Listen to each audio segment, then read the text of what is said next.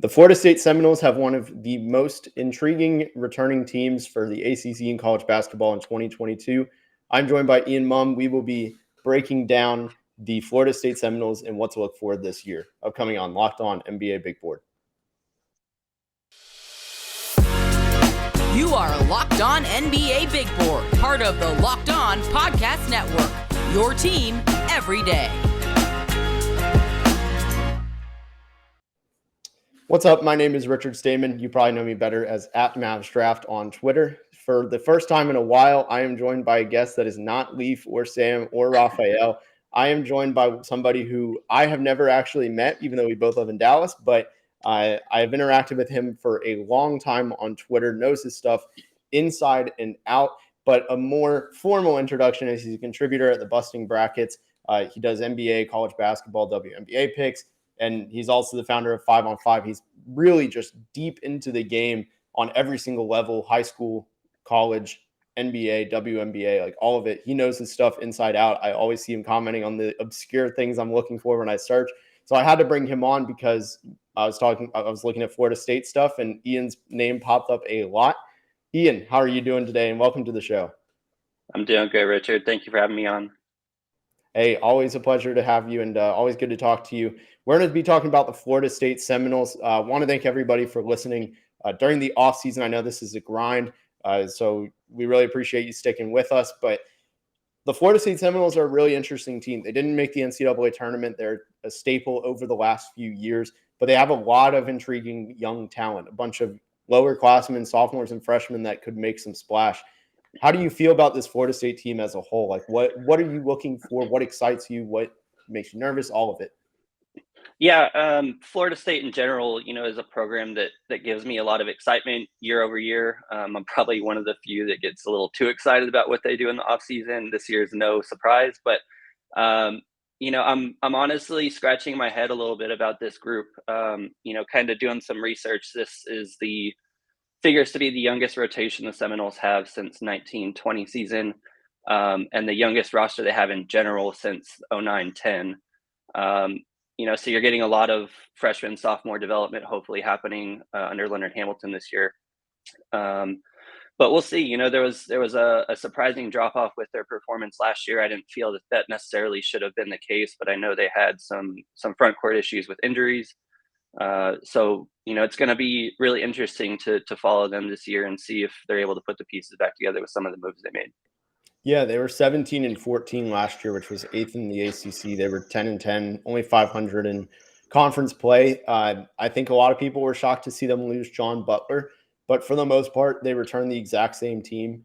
I think him and Malik Osborne were like the two, or maybe it was Raekwon Evans, maybe both. I forget, one of them came back and has an extra year of eligibility, but they generally have a similar team. I mean, Caleb Mills is going to be there.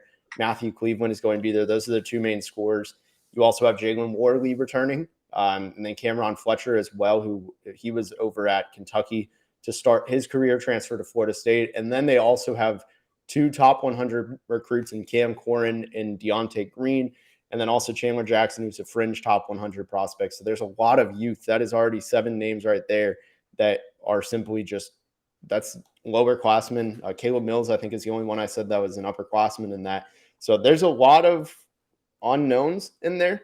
Who in particular excites you on that team like that you're really looking forward to this year of watching? Yeah, I think the late addition of Baba Miller to the roster, was really interesting for them. It's a huge signing, especially as you mentioned with John Butler making such a big splash last year. I think that was unexpected for a lot of people that he can immediately come into this roster and fill an identical role essentially to what they were able to do last year. So I particularly have not seen a ton of him myself. So seeing him able to come in, with Florida State's pedigree, trying to be extra physical, I don't know how his frame's going to work out with that off the bat, but his skill set, should immediately translate, give him a boost to the offense that they desperately need. Also, Darren Green coming over from Central Florida, I think is going to be particularly interesting. And I'm also curious, if he performs to a similar level at Florida State this year against, national TV exposure, things like that they're able to provide, how that, elevates his draft stock. Yeah, I completely missed Darren Green. I think he is one of the best shooters that was on the transfer market. I didn't even realize how good of a shooter he was because I remember watching him at UCF, but his numbers are just absurd. I mean, career 39% shooter from three on 6.5 attempts per game, 76% from the line. So it's not really a fluke. Can shoot off movement, catch and shoot. Really just a solid off ball player that's going to make everybody around him better.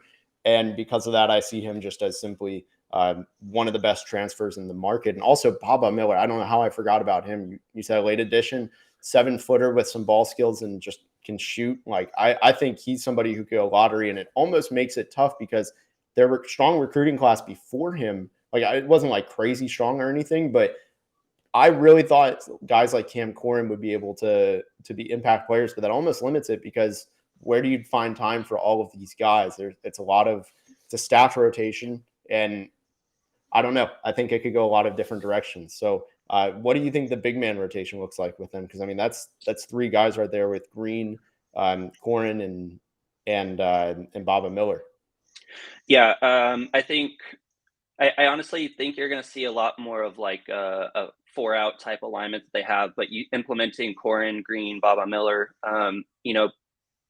Baba's probably naturally more of a small forward, but I think because of guys like Matt Cleveland, Warley that you mentioned, Cam Fletcher, they may have to slide up a position in this case. And I think that gives the Noles an advantage offensively, honestly, more height, two-way effectiveness, if you will. But I don't see how Naheem McLeod doesn't get the start at center. So, again, we're creating a logjam of what Leonard Hamilton's going to have to deal with.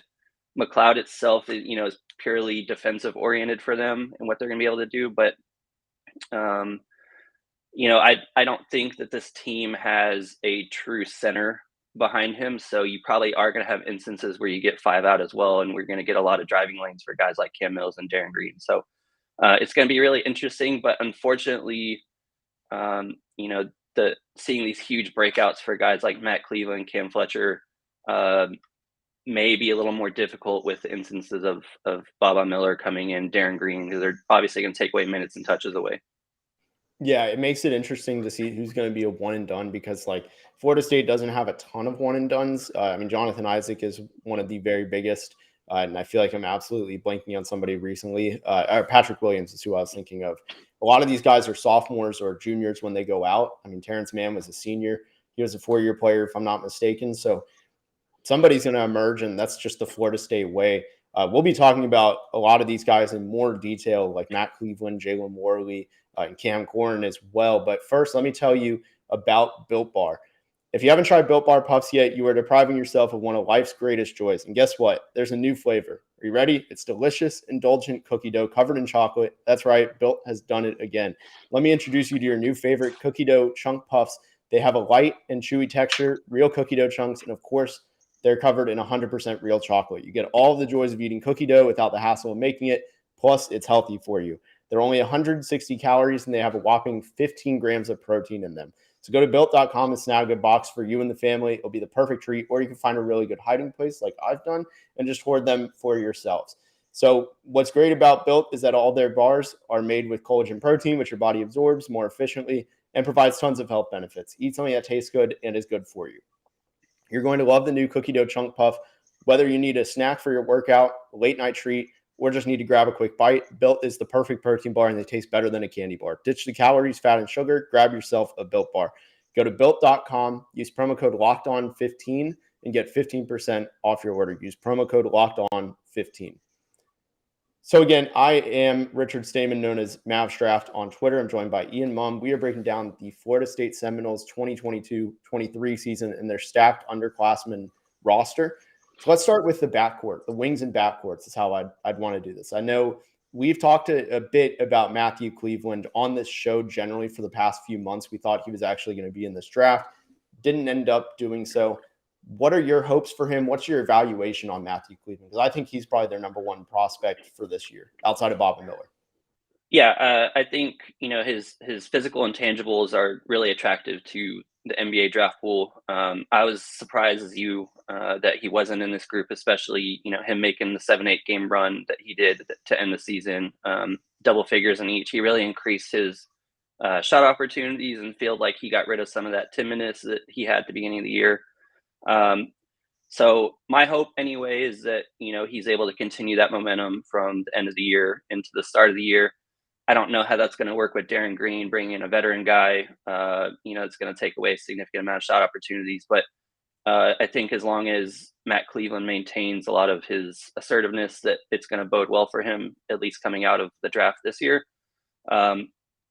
Surprisingly, looking at this morning relative to Scotty Barnes and, adding to why I didn't find him in the draft, only Scotty Barnes outplayed him in regards to assists and steals last year, comparing season to season. So, I really thought Cleveland would have been an asset for the NBA with how he played and how he seemed to figure things out. But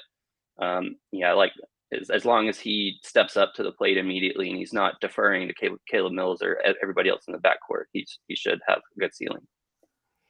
Yeah, and I realized I left. You said his name, and I feel like an idiot after this. It was only a year ago. Scotty Barnes was the big one and done. I was blanking on, not Patrick Williams. I mean, granted, both were number 4, but back to Matthew Cleveland. I mean, yeah, I agree. I really like Cleveland personally. I'm trying to find a shot chart for him or anything because in my notes, I just loved his finishing. I think his length really helps him offensively. I think he's a good athlete. Needs an instinctual cutter. Just knows where to be at all times. And I really like that stuff. I don't know if he's necessarily he's probably not somebody who's going to be more than a role player in the NBA, but he's a valuable role player. And I know it's so cheap to compare guys that went to the same school, but I could really see him taking almost like a Devin Vassell jump. Like, I love his defense. I like his finishing on offense. I don't like his jump shot very much. I think it's kind of simply put gross. I think it needs to be redone. But what do you think of? Is that too cheap of a comparison? Like, what do you think of that? No, I like that. I mean, he's not as defensively adept as Scotty Barnes is. It's a very unique example. But I think having these year 2 guys that suddenly shoot out of the program, he's certainly in the running to be one or be the next one. So he provides that 3-level scoring that the NBA needs. He has every other physical tool that you'd want. I think if he just decides to be a little more assertive, then he's going to be there. Yeah. Sorry to cut in, but I think if you're going to get a lot more primary ball handling from Caleb Mills and Darren Green, as you mentioned, backcourt or cutting behind the defense, is going to be open a lot more frequently. Yeah, he's going to get easy points. He should be efficient. Like, I don't see a way he isn't. He already shot 45% as a freshman, abysmal 17.5% from 3 and 55% from the line. And the line, really good sample size, 110 free throws. So that was not a fluke, I don't think. He's got to become like a defensive specialist that can finish at the rim. That's going to be a saving grace. And honestly, I'd also like to see playmaking jump. It's not like he's a bad playmaker or anything, but had a 1-to-1 assist turnover ratio. I think that could be a lot better, kind of like you indicated as well. That would be big for me. Another guy who I think this might be my number 1 ranked Florida prospect, even with Baba, just because I don't know what to expect from Miller. I love Jalen Morley. I am all in on him. What are your thoughts on him? I was really high on him coming out of Westtown. And I was surprised that he didn't have a bigger impact for the team last year. I guess, everything that happened with the Noles last year is kind of, big question mark. But, he's another guy that I was surprised that didn't have a bit more assertiveness given the primary ball handling opportunities that he had. Reviewing the film, he seemed, specifically against Duke, he had size on a matchup with Jeremy Roach. And, he'd make his initial cut and get turned. And he has the physicality to continue downhill, get to the free throw line, but he'd prefer to just pass it out at that point. So he only had 1 game last year of 10 shot attempts, actually only 2 with 9+. So, really making offensive contributions part of his game were very far from where you'd expect. He's a great playmaker, excellent on the glass for his position and size. He had multiple games of high steals, so he can contribute, I think, if he just wants to take the next step with the program, as well as trying to make the NBA. He really has to try to score the ball more.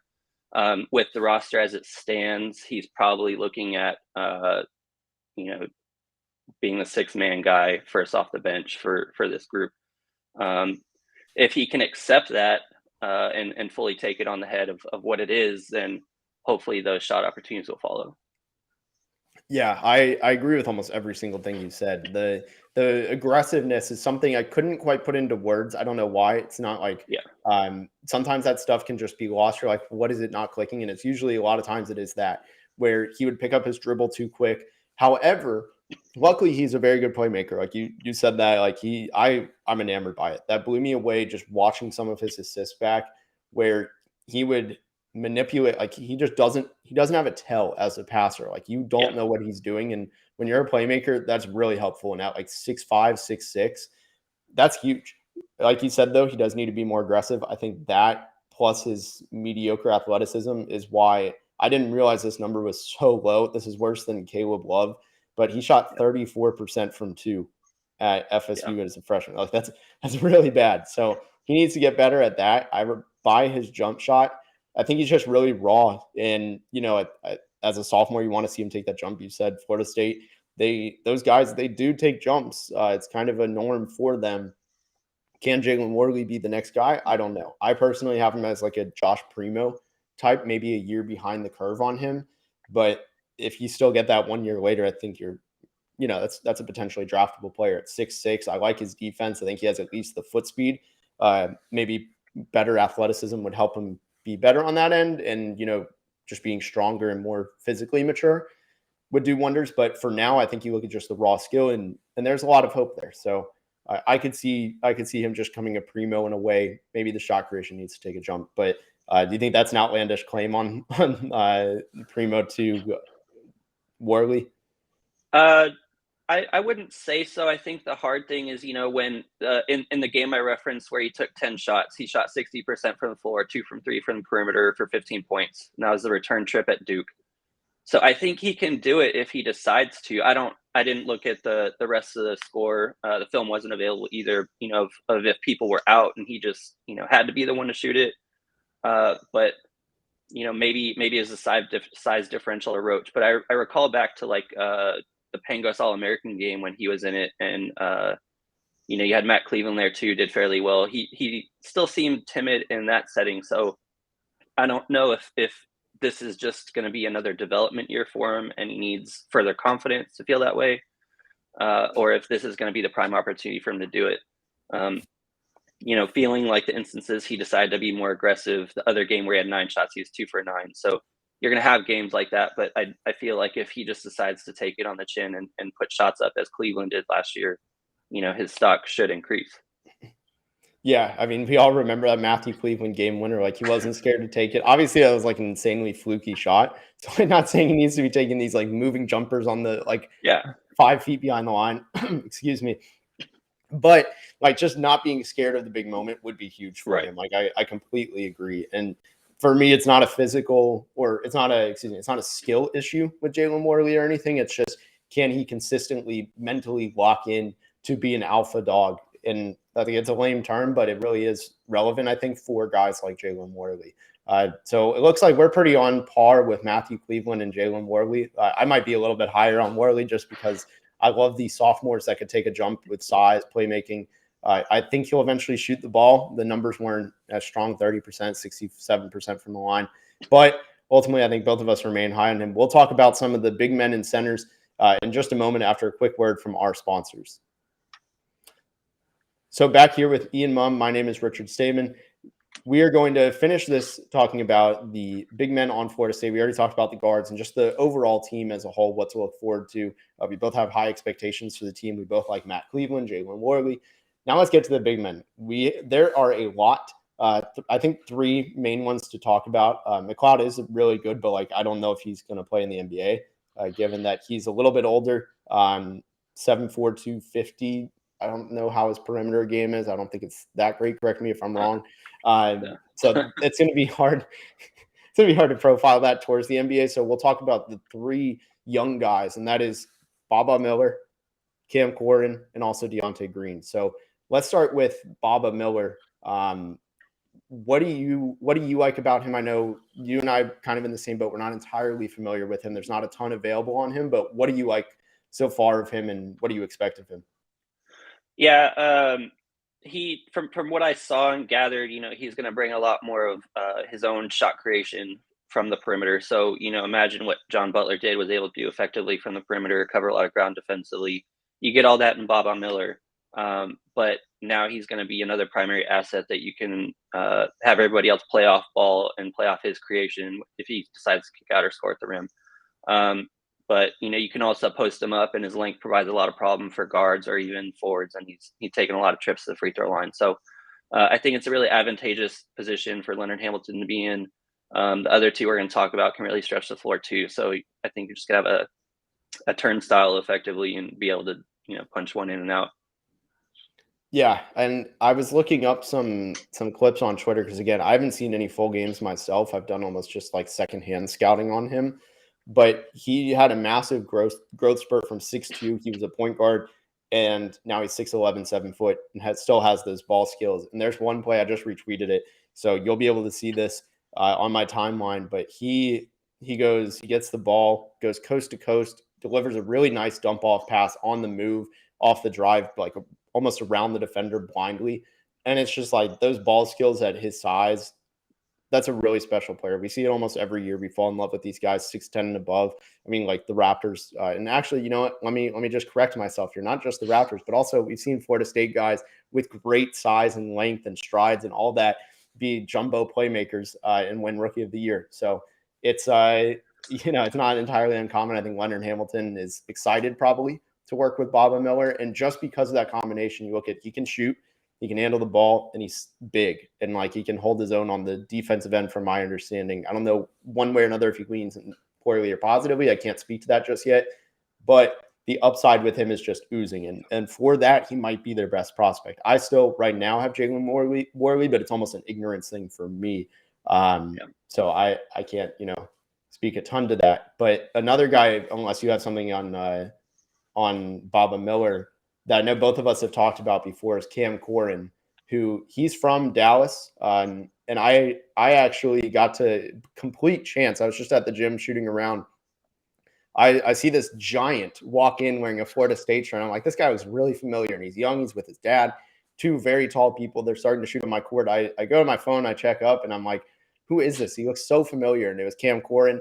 I actually know his trainer. He had invited me out several times to see Cam. I couldn't ever make it out, which really, really sucked, but I was impressed. He's 6'9", 6'10", with a good jump shot. I really thought it looked clean for somebody his size. He was working on just mid-post fadeaways and then catch and shoot on the perimeter. And I really liked what I saw. I know he's also been tearing it up on the international tour.